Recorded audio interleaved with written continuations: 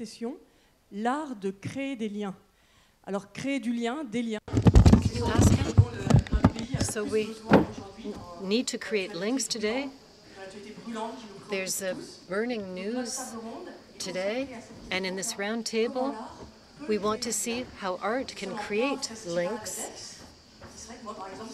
This evening, I'm going to listen to an opera tonight, and at the end of the show, there'll be a strong connection between people. We'll have lived, experienced something together.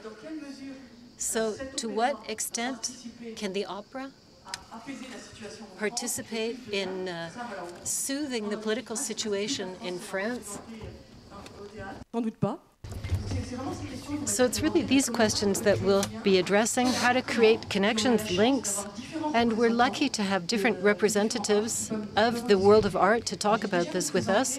I'm going to present my partner for the round table, who's an economist at the Cercle des Économistes, and PERROT.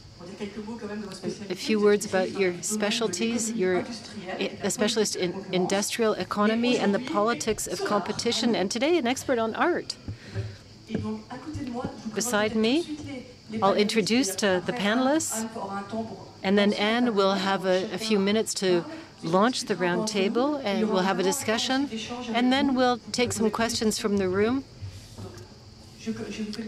So I'll introduce each of our panelists. My neighbor, Pierre VASARELY, president of the VASARELY Foundation and the grandson of Victor VASARELY, who's master in cinematic art. Then we have Kenji MATSUBARA. You are the CEO of SNK Corporation, a specialist in video games, notably. Beside Kenji, we have Nathalie MARCHAK, who's a filmmaker and director, vice president of the ARP. And so if you'd like to begin to introduce the round table and say a few words, how we can connect art and the economy. So the aim here today is to look at questions through an economic lens, which can be quite interesting, especially when there are fields that are not that close to the main preoccupations or center of interest. But you can see that indeed there is a connection. What does the economy say about art? There's been incredible work done to explain with economic reasoning how you can define the price of a work of art, how you can explain the price of a VASARELY, a Rembrandt, etc.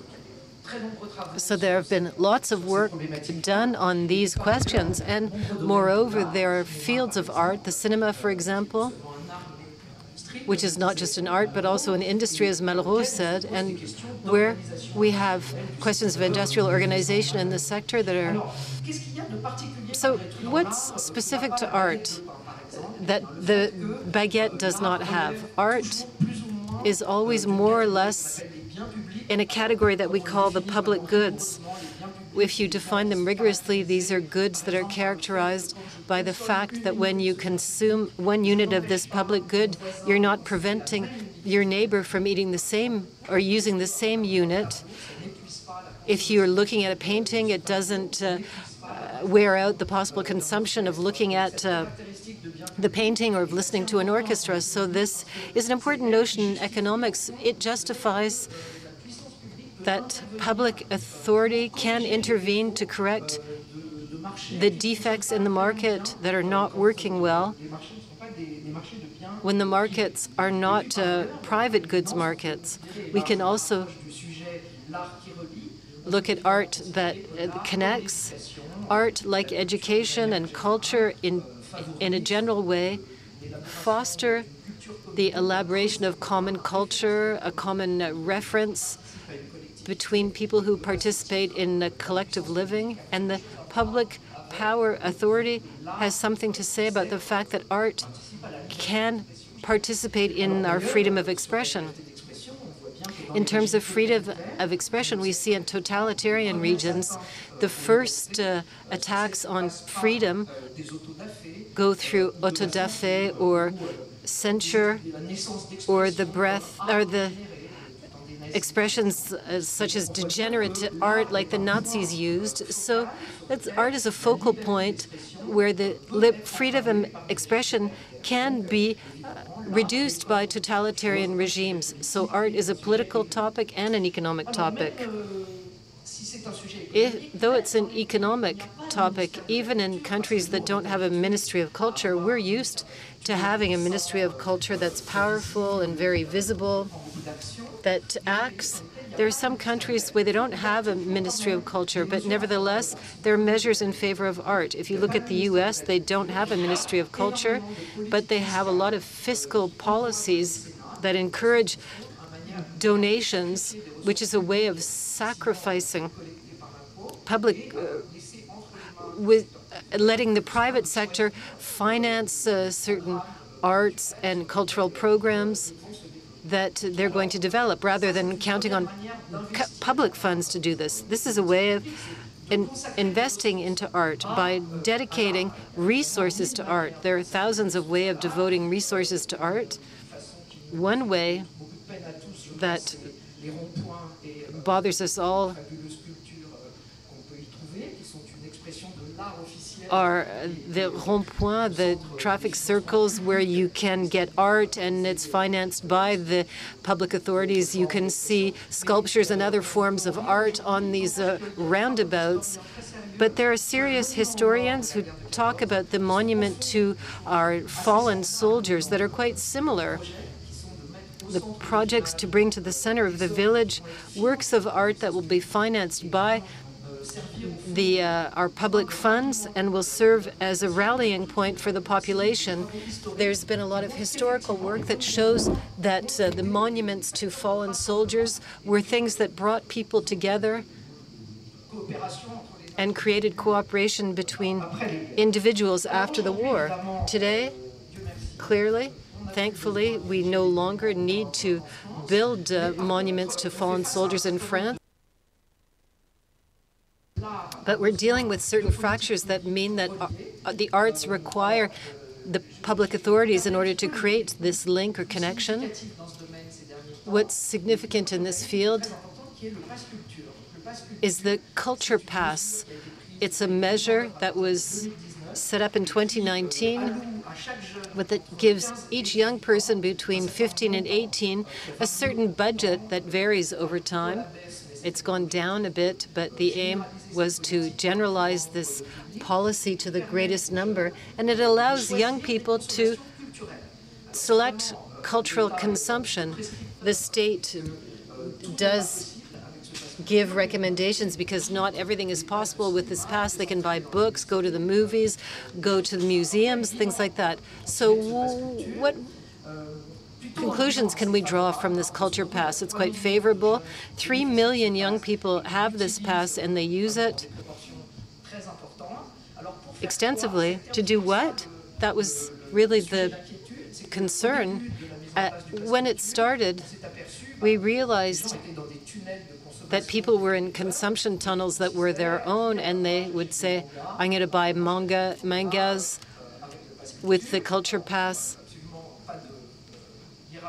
And there's no ranking of consumption, but the only thing we can say is that it didn't show a lot of diversification in cultural practices.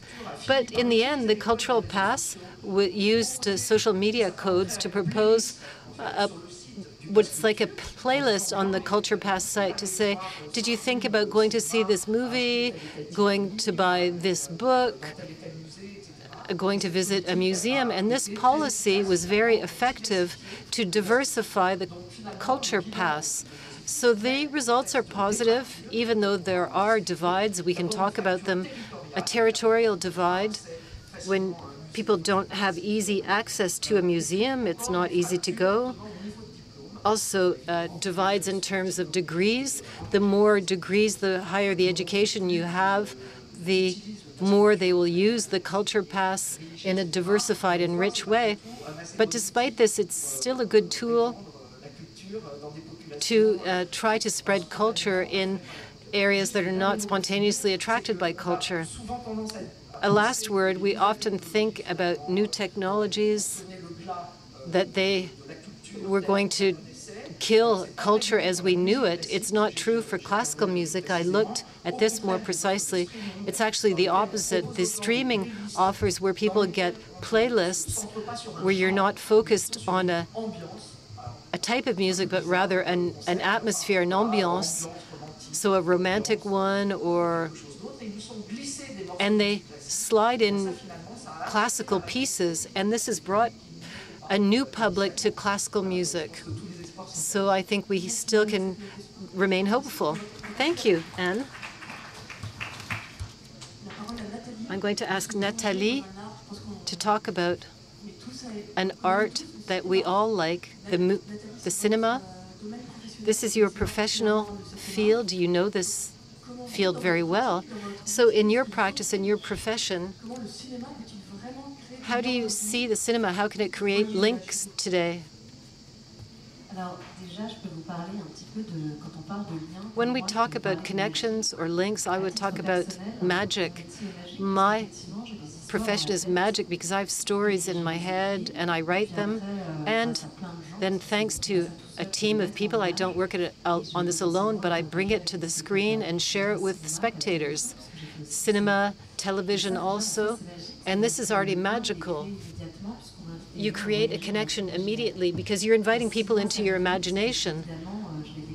I've experienced this in cinemas. It's the absolute place for connection. We're all in this room together looking at the same movie. We're traveling together in this imaginary world. And I have a memory, and I think you do too, a very strong memory of a day when I was 6 years old. I was in my pajamas and slippers at home, and my dad said, "Come on, let's go to the movies."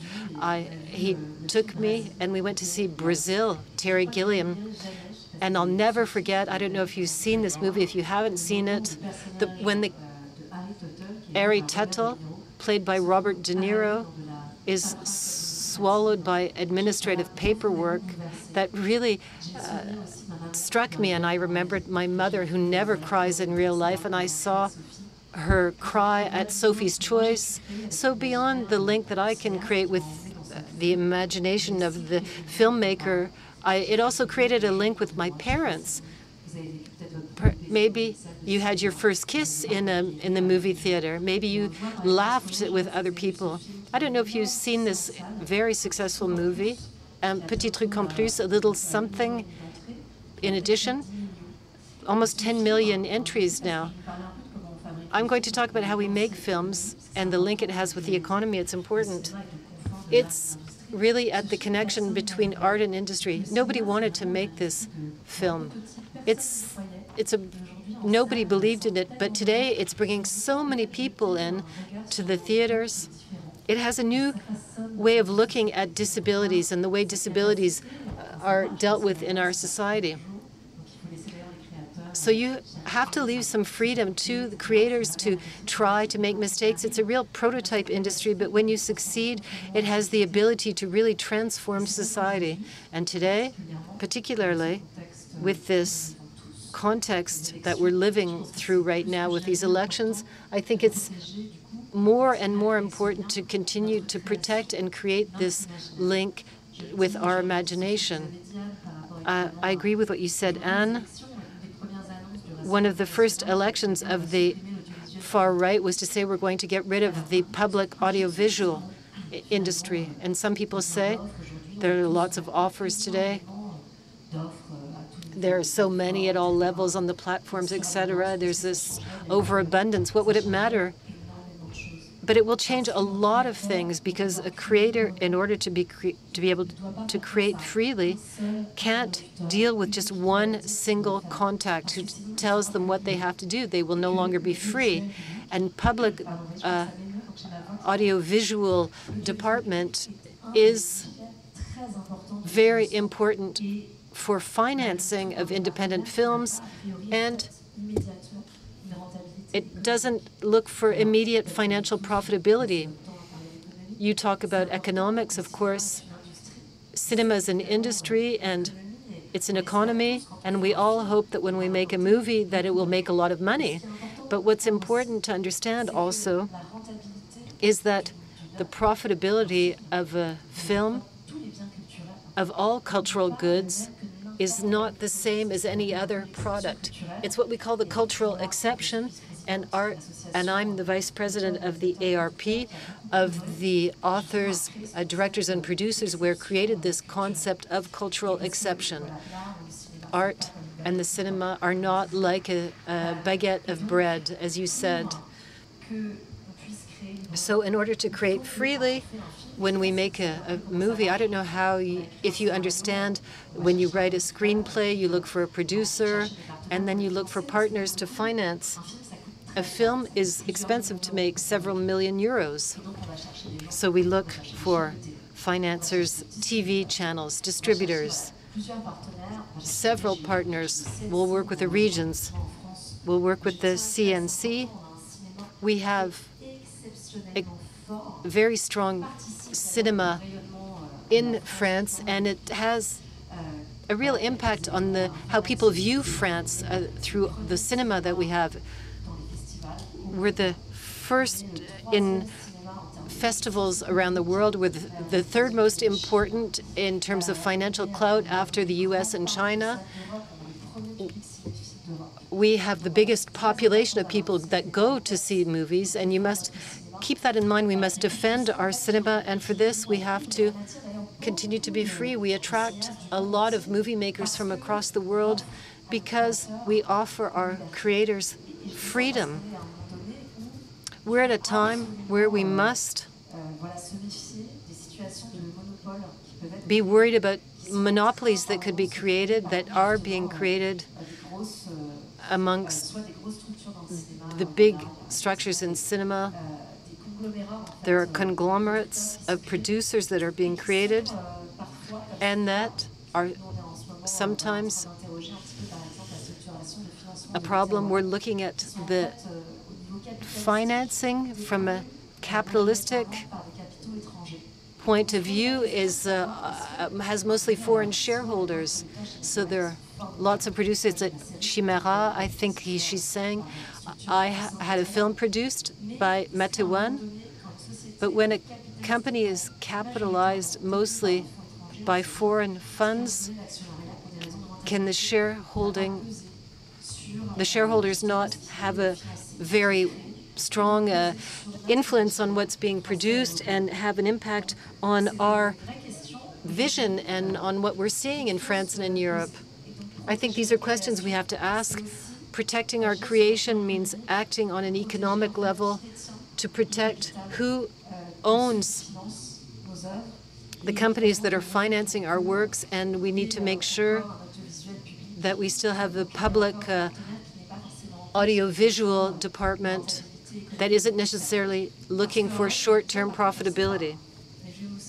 Let me mention a few films that are considered as masterpieces, and when they came out were box office failures. I'm just going to list a few, and then you can ask questions.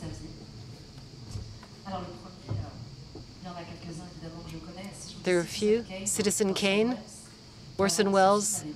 This film did not work. Blade Runner by Ridley Scott didn't work when it was in the theaters. Brazil, which was my awakening, did not work. The Rules of the Game by Jean Renoir. Fight Club by David Fincher. Scarface, Brian De Palma. Alfredo Cuarón, the Fils of Man, the Son of Man. It only brought in $35 million straight away after a $60 million investment. There's a Sergio Leone film I look at every year, $40 million to produce, and only brought in $2.5 million in the theaters. But if you look at the economic profitability in the short term, you think it's a failure. But these films continued to bring in a lot of money. They marked their times, and they made it possible for filmmakers to want to make films, to mark their culture. They contributed a lot. There was a cultural profitability. Beyond that, they became catalog works that in the long term brought in a lot of money. So you have to be a bit wary when film financiers are saying the film has to work right away. It's not always possible. If we knew the secret to make movies that work every time, that, there would be no secret anymore. Every time you produce a film, there's a risk. So I invite you, when we talk about the cinema and the economy, to try to understand this reasoning, to say someone is going to be working people to share what they have in their minds, and they don't know if they'll reach everyone, but the final objective is to create a connection, to create a link, to transport people in their imagination. Thank you, Nathalie. Thank you for this journey through cinema. Kenji, one of the most popular arts today is video games. Video games have the capacity to create connection beyond borders, beyond generations. So Kenji, the floor is yours. How does this video game industry, from your point of view, you're one of the big bosses in this sector, how do you create connection? Thank you for German. Yes. Video game has around 50 years history, and from the early days, so video game became a kind of a media to connect to people. So kids, play games with friends and had an experience, good or not, and players like to share his or her own experience to friends or family people. And so just, I think early days, video game, not only entertainment, it became a media to connect the people. And with handheld console games like Nintendo DS or Switch, so this media has a more power to connect the people. For example, kids, after school get together to play with friends and share the experience. This will be, I think, everywhere in the global market. So, with new technology like internet or smartphone, those, technology expand the links between people or between players. So for online internet capability, so it provided new entertainment into video game. So actually, before online came to the market, video game is kind of a standalone game. But after online, online video games became a service to to attract people, to keep on playing. So I produced online games more than 20 years. Actually, I published in 2003. And now it's more than 20 years. This online game is still active. And this online game has daily users, more than 100,000 people in a day. So over 20 years, most of the people keep playing. Some players get to know each other offline. And I heard some player get married with another player. So that's what happened was, video games became service and beyond standalone, entertainment. So, and these days, new topic is for video games is esports. So some of you see video game spend, hours in house, and compared with physical sports, it's like it looks like quite different. But from our side, so esports needs very, very same capability for athletes. They need to concentrate. They need to have a mental training. So most of the time, esports athletes spend physical training, mental training. Of course, they play games, but to be a good player, to be a good esports athlete, they need very similar training, similar activities with physical esports, a physical sports player. And so esports provided a new opportunity for video game. So beyond entertainment, I'm not familiar with the situation in France, but in United States or in Japan. So many universities started to provide, a curriculum for esports.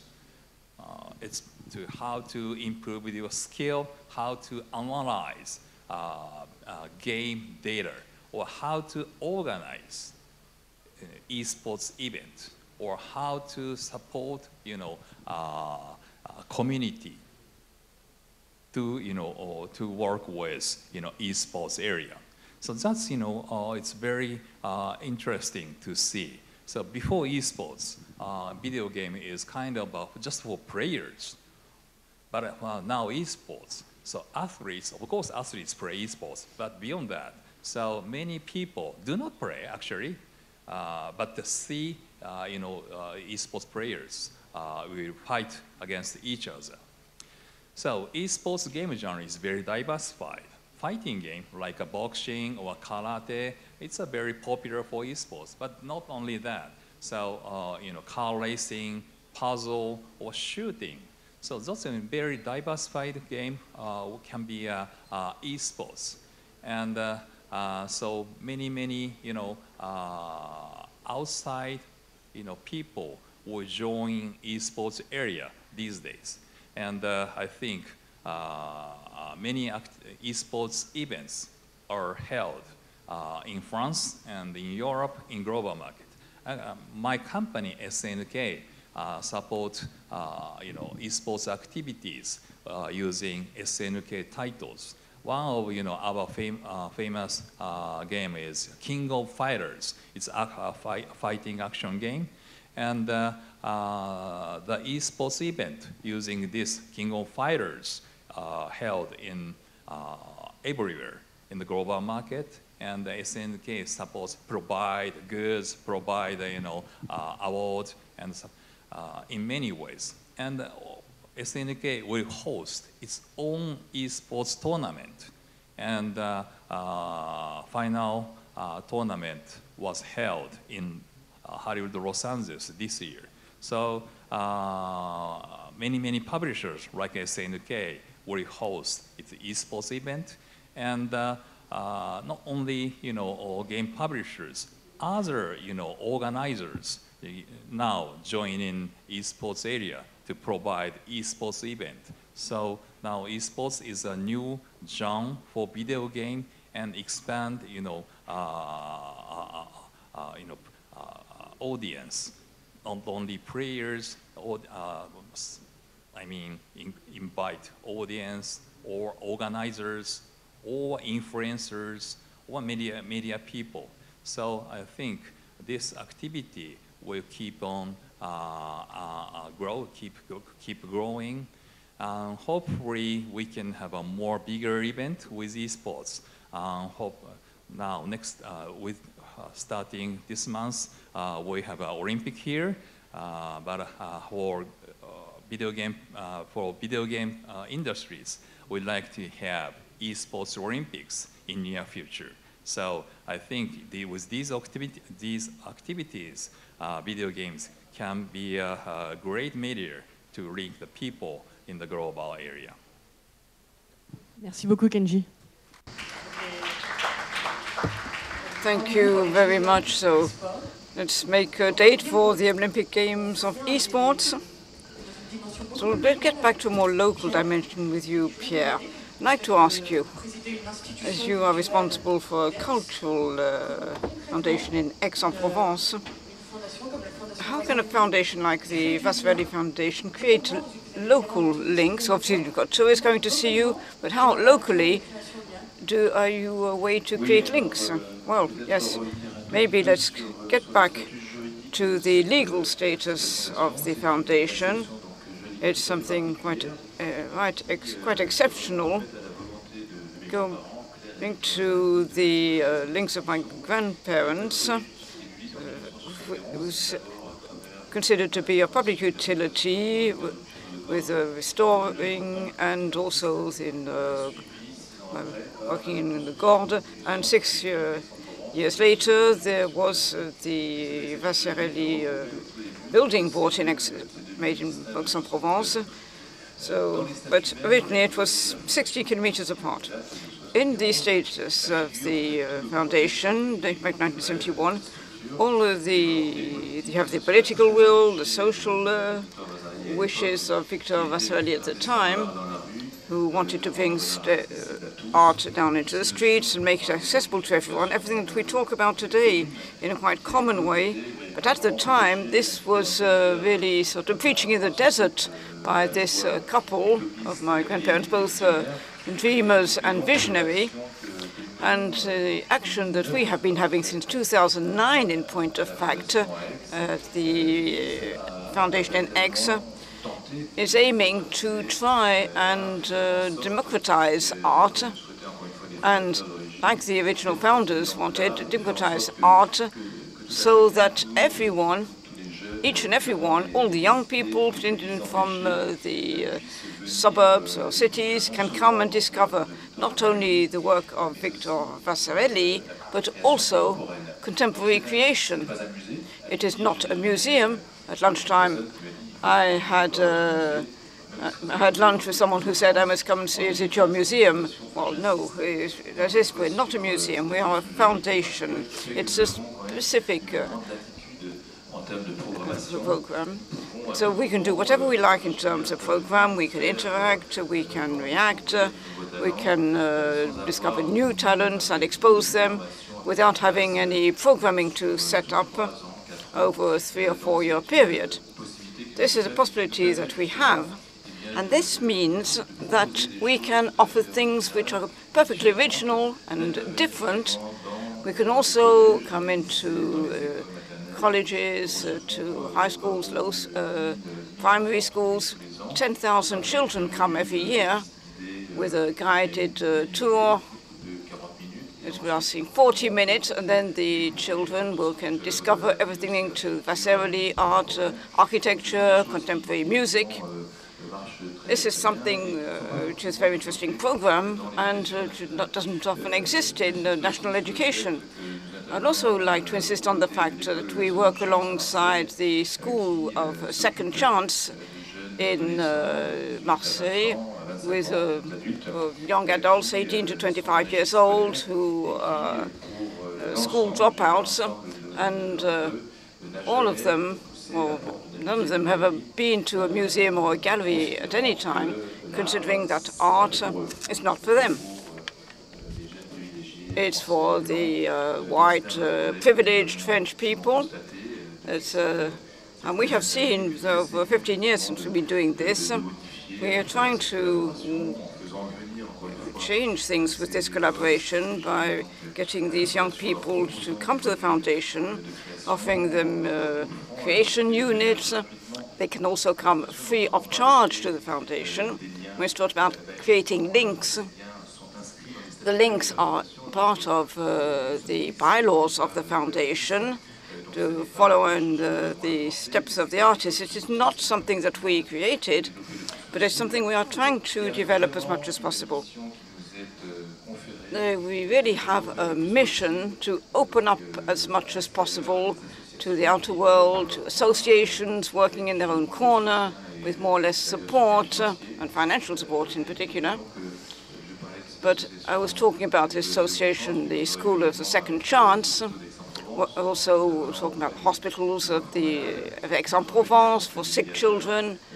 Mediators come to us. It's something that's very important that we're trying to implement. And so that maybe in a few years' time, we will see a true democratization of art, so that this public no longer feels excluded. It is important, once again, to be able to show art to the greatest numbers. And it also opens up careers to these young people who had no culture originally. We also have an initiative with Aix-en-Provence a few months ago, something unique in France. So brought together in one association 12 structures of Aix and Aix-en-Provence area, the Musée GUIGNÉ, the ballet, the lyrical art opera, the Grenade ballets, all these institutions working to develop all kinds of art, showing that solidarity must act in our structures, even after the difficult times, or even maybe more so, not only after COVID, but also because of the problems that we're seeing in the lack of subsidies for structures which are covered by public support. As a public foundation, we are a bit out of that problem because we are told to manage it on our own, so we do. But for many structures, for the general public, if we talk about the context today, it's very important for art to still be a way to create links between people. Maybe a personal example that I have been experiencing for a few months now. Our foundation is a part of the season of Lithuania starting in September, October in France. This is something that the President of the Republic wished to see, and it will have been threatened right to the end by the lack of financial means.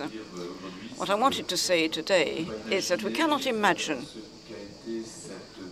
what this collaboration, this idea of an exchange between the museum in Vilnius and the Pompidou Center, the need of contact, links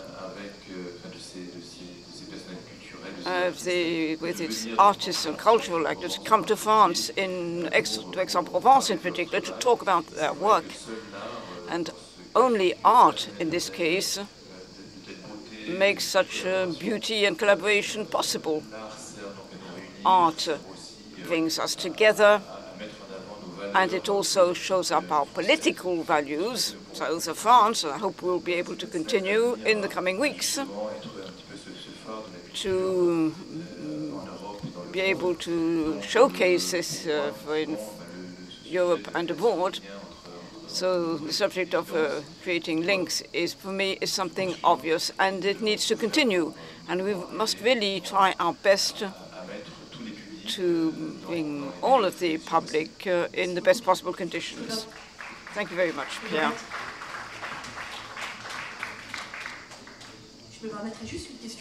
Maybe just a more personal question, sir. You are using all your energy to defend the inheritance of your grandfather. And how, in a family, how did the art of your grandfather create a link within your own family? Obviously, your professional life is linked to his work. You're close to him, close to his work. So how did it create a link between generations within your family? It created a link and a lack of links for a long time. But here, let's just talk about the beautiful things. It's true with my wife and our children, all the values that our grandparents put together to set up this private foundation, which provides a lot of contribution in terms of art, have become a reality for us all. And this is why we're able to work together and validate these generous ideas of my grandparents. And we really do our best to continue and show that they were really exceptional people, and we try really to keep to the same level of demand. When you were a little boy, did you like what they did? Well, I was a game partner to start with. I was fortunate not to be the son. The grandchildren have a specific relationship with their grandparents. It's very fortunate. So I was a partner to play bowls, pétanque, to play poker, to play chess. And I lived this at a distance in a way, because maybe fortunately I lived with my mother, away from this crazy world in which my grandparents and my father moved. So I had a bit of hindsight. Say, it's incredible. Why do these people come and see my grandfather? these politicians, these museum curators. It's not a double personality, but let's say I saw it with a bit of hindsight, and then I realized that it was someone who was incredibly powerful, who really provided the means to set up this institution, but also other museums worldwide. And so it seemed for me perfectly natural to continue the fight, to defend universal values, which I think are absolutely incredible. Thank you. To stay in the world of childhood, Nathalie, you was talking about a subject which means a lot to you, the way that cinema can help deal with attention deficit disorders. You know, it separates children from society. Can you say a few words about that? And then we'll have questions. Can cinema sort of care attention deficit? It's true that, so we organized a debate on the subject with a neuropsychologist called Cindy Chocron, who explained quite simply something we can all understand as adults. We are constantly over-solicited by screens, and I think so our cognitive aspects can be either under or over-solicited. Today we all have Google Maps or GPS on our mobile phone. You don't even need to know how to go to move in space. In the past, everyone knew how to manage a map or a plan. What cinema does, it's opposite from what happens when you're at home watching a screen when you have a film on your phone or your iPad or something on your phone at the same time.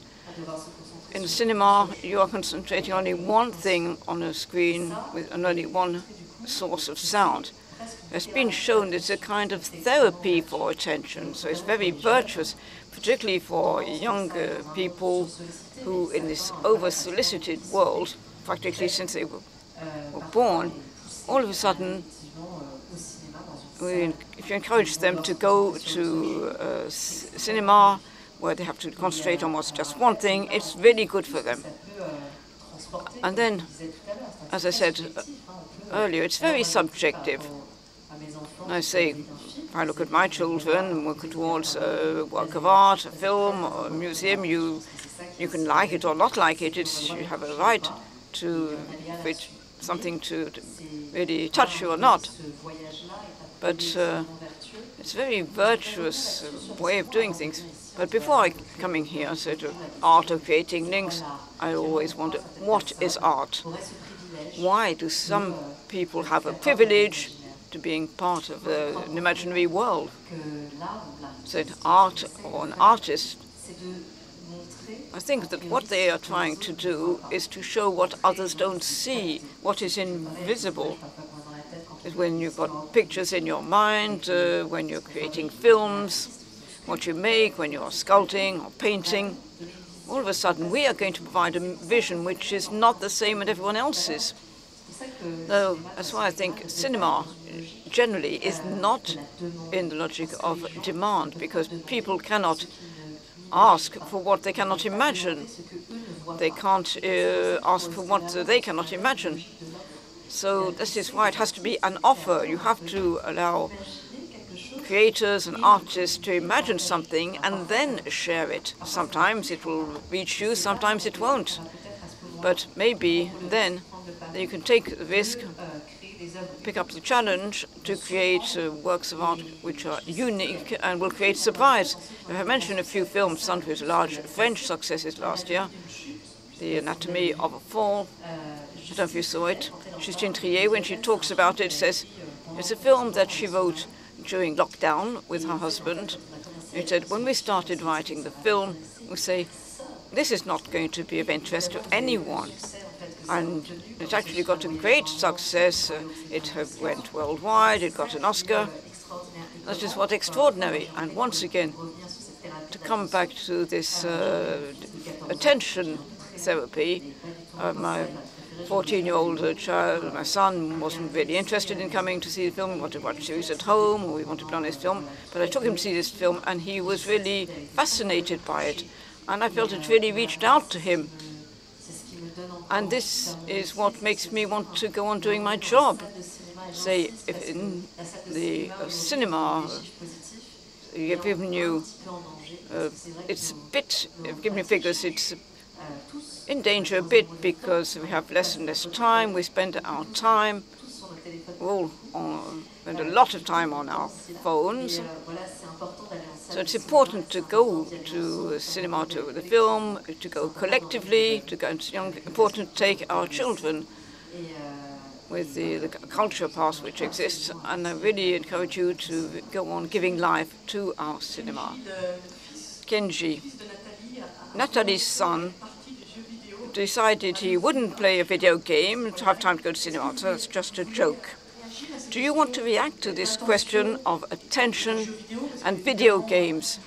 Because, of course, all parents here would always be stressed about questions of the screens, but cinema provides something else. Do you want to say a word on the subject? Oh, okay, so as I said, so video game has a short history compared with movie or traditional art. But I think many creative mind is, I think we share with other art style, including cinema. So cinema, I think it's a kind of very attractive entertainment with watching cinema. A lot of I think we have a passion where we can get energy with cinema. But I think so maybe a little bit different experience. But from my point of view, we can share same experience. So it's kind of cinema is just watching, or but for video game it's very interactive.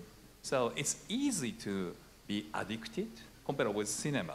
But for I think for video game, from developer side, we learn a lot of cinema or traditional art to develop video games. So I think or maybe video game, animation or cinema. So even if it's we can say it's interactive or not interactive, but from my point of view, the audience or activity, audience response, it's very we can share among other entertainment. Merci Kenji. Est-ce que vous avez des questions? Je pense qu'on a le temps pour So do we have another 5 minutes for a few questions for one of our panelists. If you have a question, do not hesitate. Please wait for the microphone. Is it true that the cost of an international video game is as high as a film? So this is the economic days, so it's normal to have the question. What is the cost of a video game development cost? It's very diversified. So for indies, maybe one people can develop. Maybe it's a kind of say $10,000, something like that. But the highest, I think, 200, 300 million US dollars to develop over 3 or 4 years. I think for developing cinema, maybe developing and advertisement costs millions or 100 millions. But for most of development cost goes into creating assets like 3D models or engineering or sounds. I think I'm not familiar with all detail about cinema costs, but for video game, usually we do not ask famous actors or famous actress to join a video game. Instead, we can create from scratch our own characters. That's why we most of the cost goes into 3D assets or sound or engineering. But sometimes it costs more than $100, $200 million. Merci Kenji. Il y avait d'autres questions dans la... Ah bah. More questions? I have a question for Mr. VASARELY concerning accessibility of art and the art market. For having worked in this area as a lawyer, I think that in France, I have the impression there's a big gap between what is considered to be the market of art and the cultural and artistic world. Well, because placing a price on a market, on works of art, seems to be a bit of a taboo. It says a lot about our link to money in France, whereas in the United States, very often there's an alignment between the acquisition committees in institutions and museums and the markets with a very good musical chairs system, with a lot of... So I'd like to ask you about this French specificities regarding the market and putting a price on works of art.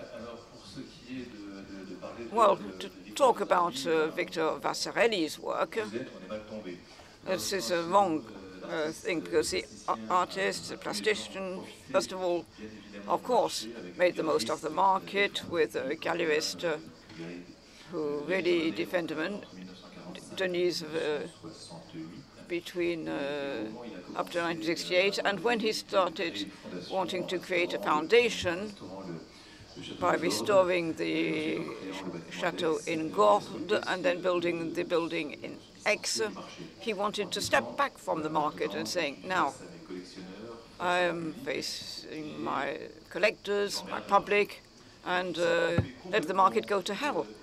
So he really cut off from the merchants, the gallerists, and worked on his own with his dual activity as a merchant and a chairman of a foundation of public use and for the not-for-profit. In 1970,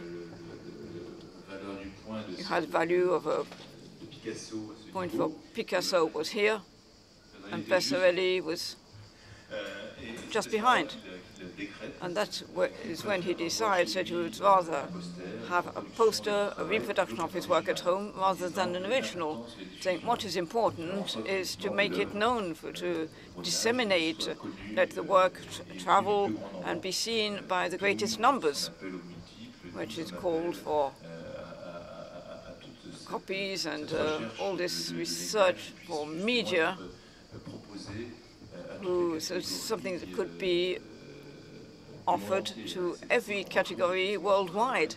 That's why you can find his work on practically on every continent, and you identify his work very quickly. As soon as you see a little circle or a square, you know it's Vasarely.